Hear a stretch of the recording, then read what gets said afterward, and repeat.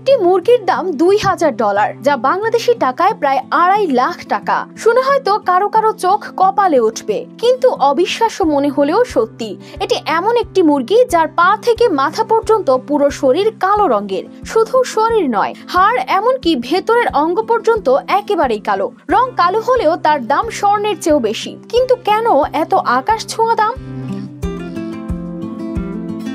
বিশেষ এই মুরগির নাম আয়াম সেমানি। মূলত এটি ইন্দোনেশিয়ার জাভা ও সুমাত্রা দ্বীপের একটি বিরল প্রজাতির মুরগি।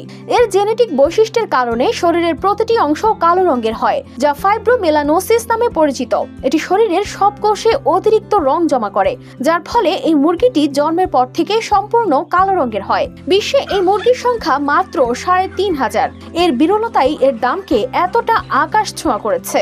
এক একটি মুরগি বিক্রি হয় প্রায় $2000। অনেক মানুষ এমন দাম শুনে অবাক হলেও যাদের কাছে আছে তারা জানে এর চেয়ে বিরল ও রহস্যময় প্রাণী কমই পাওয়া যায়। 13টি মশলার এক দারুণ কম্বিনেশনে তৈরি ইফাত রশিদ বিরিয়ানি মশলা। উৎসব এখন প্রতিদিন। তবে কেবল দামের জন্য নয়, এই মুরগি নিয়ে আছে নানা লোককথা ও বিশ্বাস।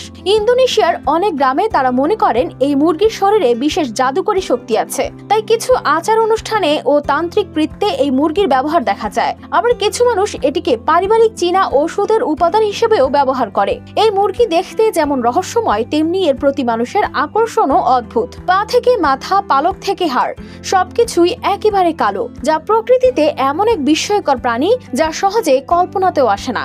প্রকৃতির এ ধরনের আশ্চর্য আমাদের যেন মনে করিয়ে দেয় বিশ্বের মধ্যে কত অদ্ভুত রহস্য লুকিয়ে আছে। News desk, RTV।